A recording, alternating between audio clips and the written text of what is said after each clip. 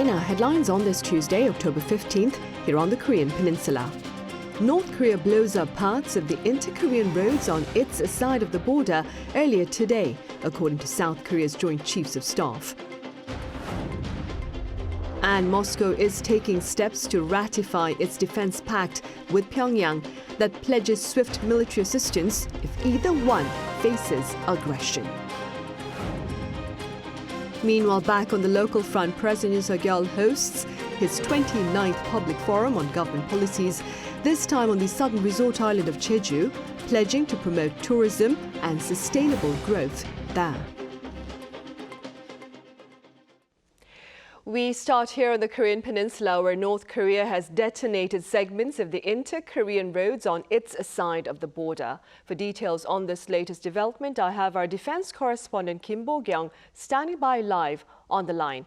Bo-kyung, when did the detonation take place? Hi, Sunny. The regime blew up roads on the northern side of the Gyeongui and Donghae railway lines that connect the two Koreas. The Gyeongui line roads were detonated at 11:59 a.m. and the Donghae roads at 12:01 p.m. The Koreas were connected by roads and railways along the Gyeongui line that connects South Korea's Seoul and North Pyongyang, while the Donghae line connected the two Koreas through the eastern coastline.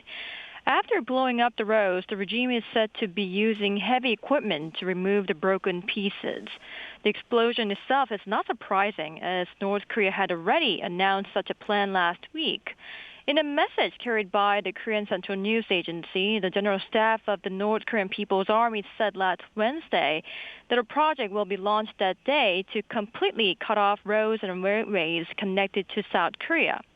According to the sources from JCS, ever since that statement, hundreds of personnel with shovels and pickaxes have been working to plant explosives and then cover them with dirt. Right. Bo-kyung, what has been the response from authorities here in South Korea then?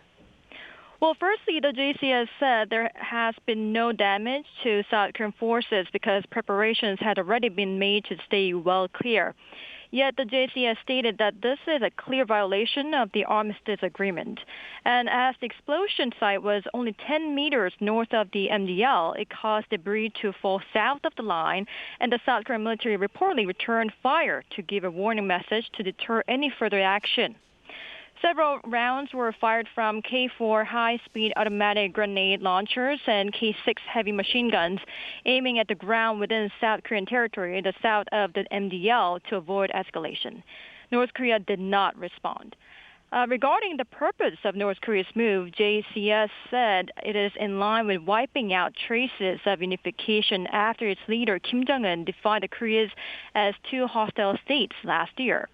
It had already been taking steps to make two Koreas, and a JCS official added that the regime was aiming for some sort of dramatic effect. Now, the Unification Ministry, too, released its own statement calling it an abnormal action and adding that today's demolition of the inter-Korean roads is a clear violation of inter-Korean agreements and is repeating the action it had done 4 years ago. Take a listen.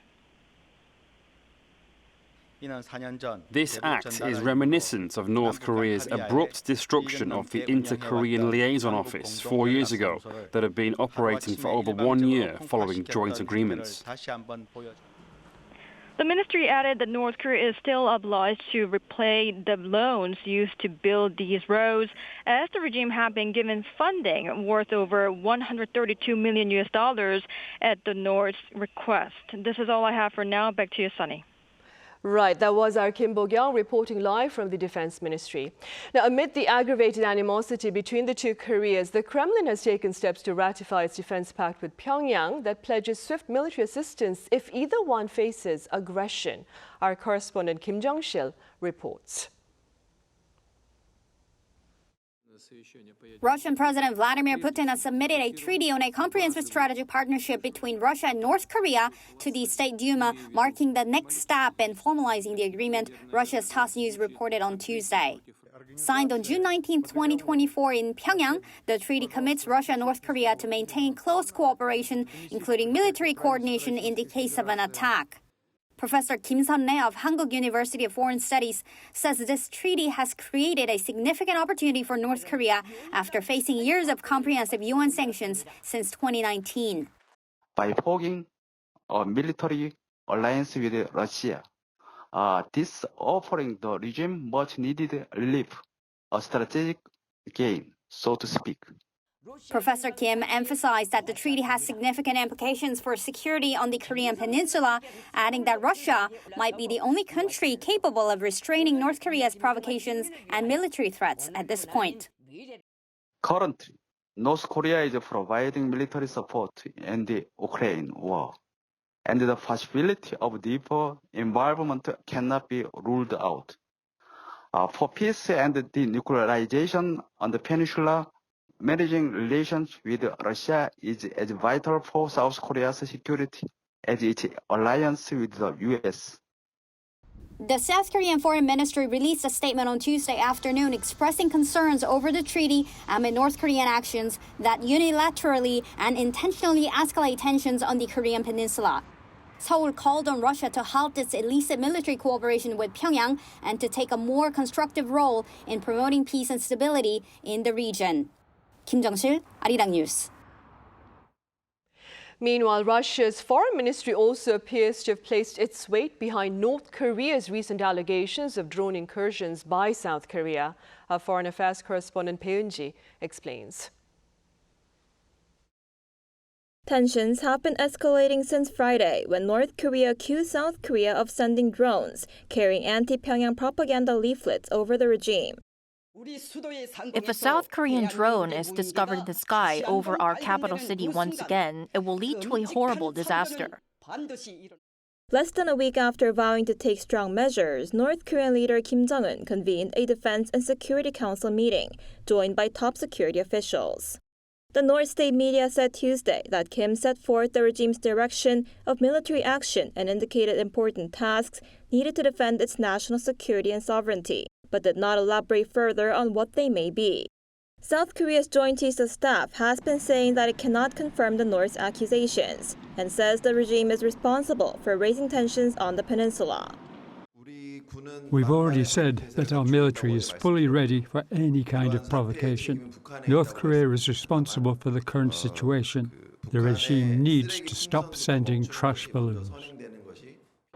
Separately, Russia blamed South Korea for raising tensions, saying Seoul violated Pyongyang's sovereignty.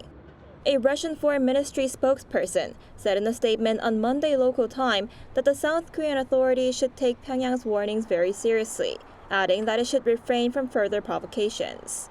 In response, the South Korean government expressed deep regret over Russia supporting North Korea's claims that have not even been verified. Seoul says it wants an explanation as to why Russia didn't take any action when North Korean drones crossed into the south. Bae Eun-ji, Arirang News.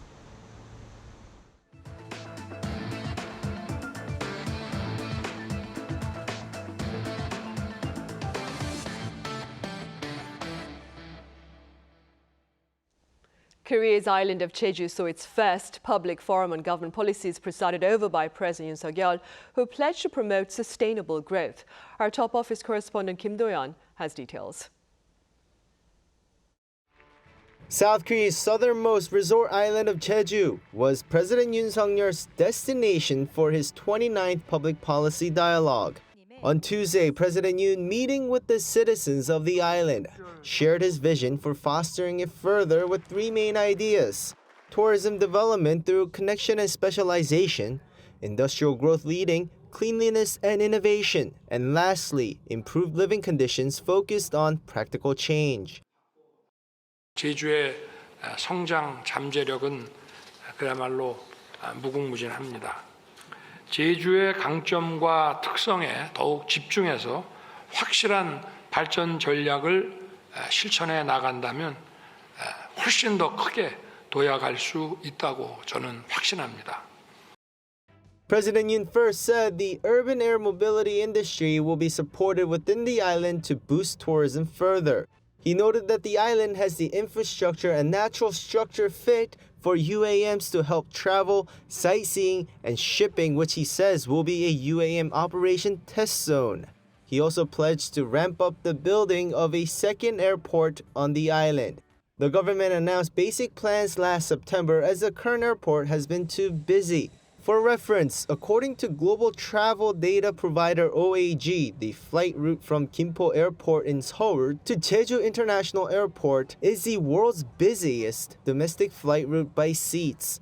As for the eco-friendly aspect, President Yoon promised to foster the island as the nation's example for EV battery reuse.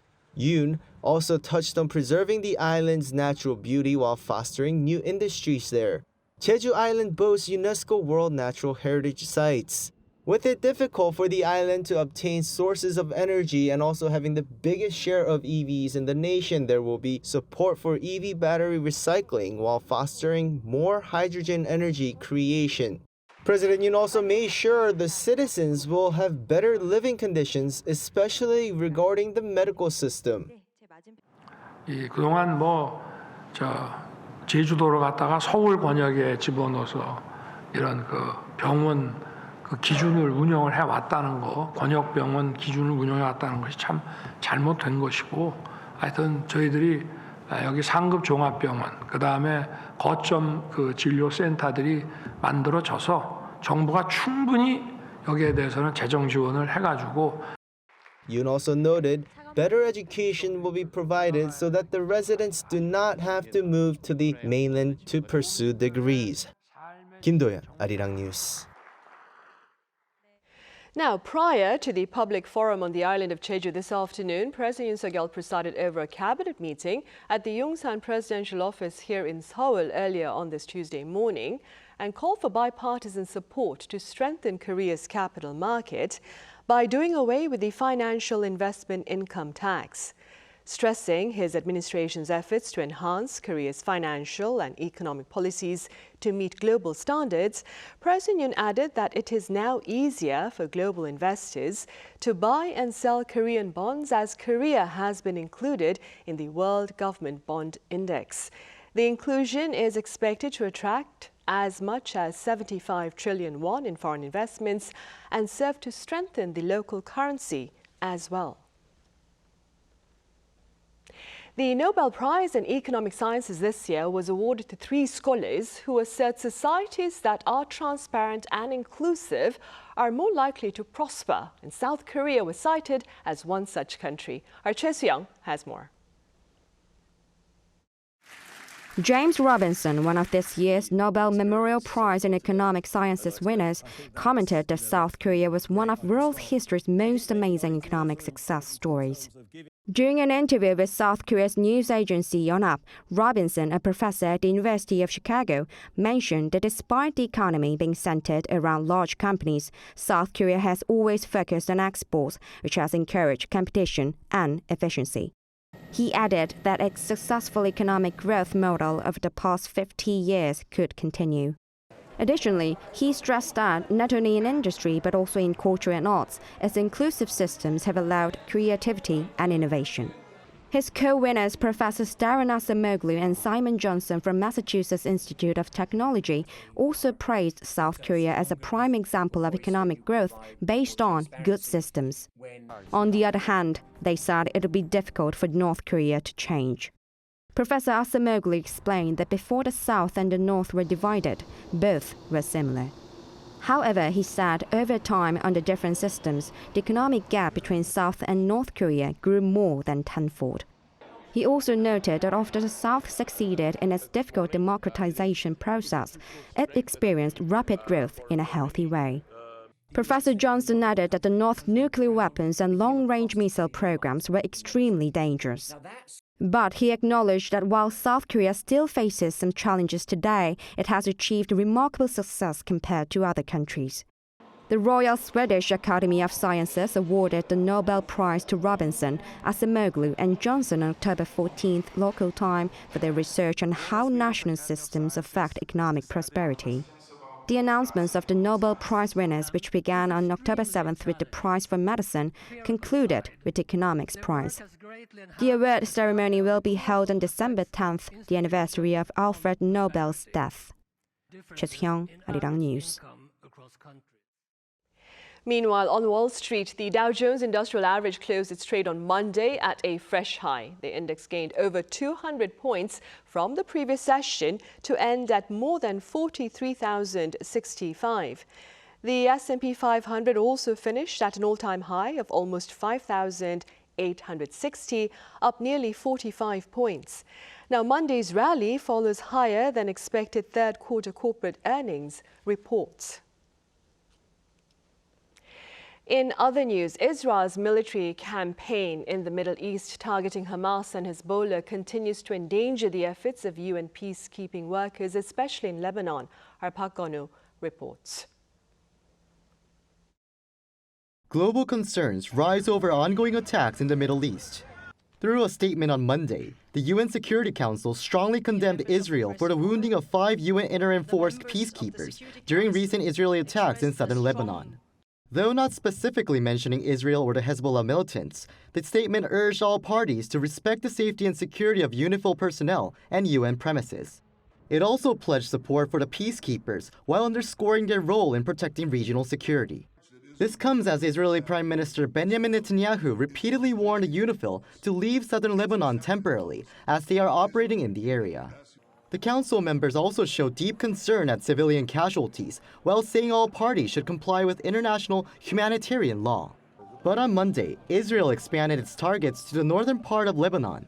According to Lebanon's health ministry, at least 21 people were killed and 8 injured during an airstrike. Israel has so far been mainly focusing on the suburbs of Beirut and south and east parts of Lebanon. Residents in Israel had to evacuate when projectiles were fired back across the border, although no injuries were reported. Israel also attacked the courtyard of the Al-Aqsa hospital in Gaza's Deir al-Balah, which left at least 5 people dead and dozens wounded. The Israeli military said they aimed to attack Hamas's command center near the hospital, while blaming the militant group for using civilian infrastructure. Park Gonu, Arirang News. Samsung's Galaxy S24 Ultra has topped the latest smartphone rankings by Consumer Reports. This largest S-series device raked in 87 points with top marks in a number of categories, including camera, performance, and reliability. According to the U.S. non-profit consumer agency, Galaxy S24 Ultra beat Apple's latest iPhone 16 model, but stood tied with the iPhone 15 Pro Max. Korean shooter Yang Ji-in has been named the Athlete of the Year by the International Shooting Sport Federation. The announcement was made during the opening ceremony of the federation's World Cup final in India on Tuesday. The 21-year-old Yang is the 4th title holder of Korean nationality, following Shin Chong-oh in 2008 and again in 2014, and Kim Chang-mi in 2012. Yang clinched gold at the 2024 Paris Olympics in the women's 25-meter pistol shooting event. The Athlete of the Year is selected via voting by the federation's committees, coaches, and reporters. And 2 Korean screen productions, Exhuma and Handsome Guys, garnered much applause at this year's Sitges Film Festival in Spain. According to film distributor Showbox today, Exhuma, a supernatural horror film starring Choi Min-sik and Kim Go-eun, won the Special Jury Award. Held from October 3rd to the 13th, Sitges is regarded as one of the top 3 fantasy and horror film festivals in the world. The black comedy horror film Handsome Guys starring Lee Sung-min was also awarded at the festival, bringing home the People's Choice Award.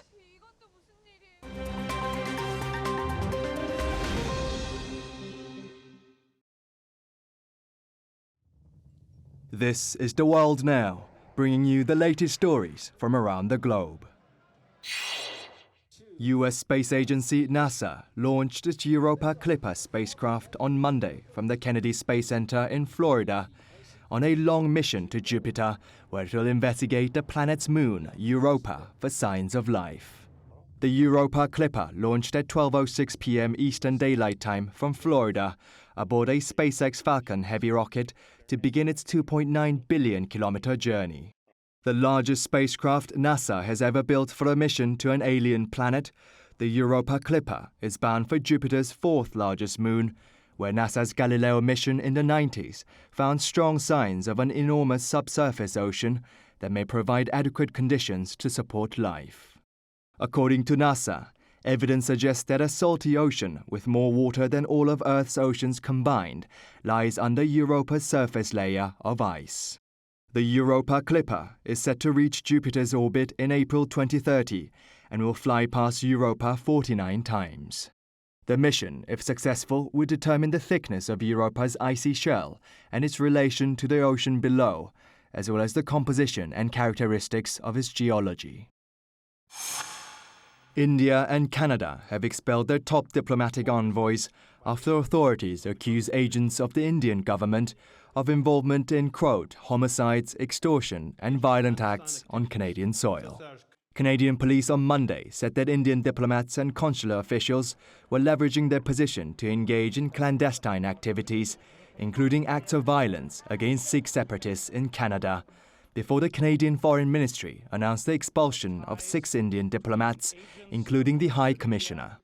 Later the same day, India's Foreign Ministry released a statement accusing Canada of being influenced by Sikh separatists and announced 6 Canadian diplomats, including the acting High Commissioner, had been asked to leave India by October 19th. The row stems from the murder of Sikh separatist leader Hardeep Singh Nijjar last year outside a Sikh temple in British Columbia. The World Health Organization said it received an additional $700 million in pledges for its 2025-2028 budget at the World Health Summit 2024 in Berlin on Monday, bringing the total pledges received to $1 billion. In addition to the $700 million, $300 million have already been pledged by the European and African unions. Germany, one of WHO's biggest donors, said it would provide around $400 million for the Geneva-based organization's next budget.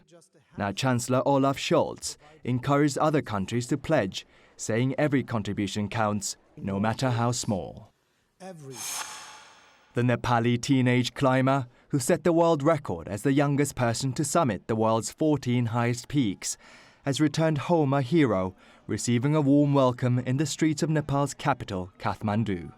18-year-old Nima Rinji Sherpa reached the 8,027-meter peak of Tibet's Shishapangma mountain last Wednesday to complete the final climb of the 14 mountains with summits that surpass 8,000 meters. The summits conquered by Nima include the world's highest mountain, Mount Everest, and K2, seen as one of the most dangerous peaks. Nima's exceptional achievement was confirmed by the Nepal Mountaineering Association, officially breaking the record of the previous youngest person, Mingma Gyabu David Sherpa, who achieved the feat at age of 30 in 2019. Kim Seong, Arirang News.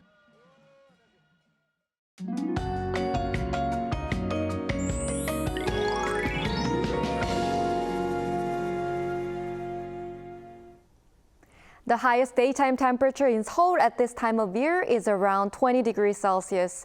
Seoul rose to 23 degrees in the middle of the day today, exceeding the previous year by about 3 degrees. Similar temperatures were felt in other areas as well. Meanwhile, tomorrow and Wednesday, daytime temperatures will rise higher than today, so there will be many places above 25 degrees. The weather is expected to get colder this week due to frequent autumn rain. At the beginning of the week, it will rain mainly in the Chungcheongdo provinces and southern regions, and at the end of the week, it will rain across the country. Tomorrow morning, Seoul will start off at 13 degrees, Gwangju 18 degrees. Highs will move up to 26 in Gwangju and Daegu, Gyeongju and Jeju 25 degrees. After a lot of rain nationwide on Friday, it is expected to get cold this weekend. That's all for Korea. Here are the weather conditions around the world.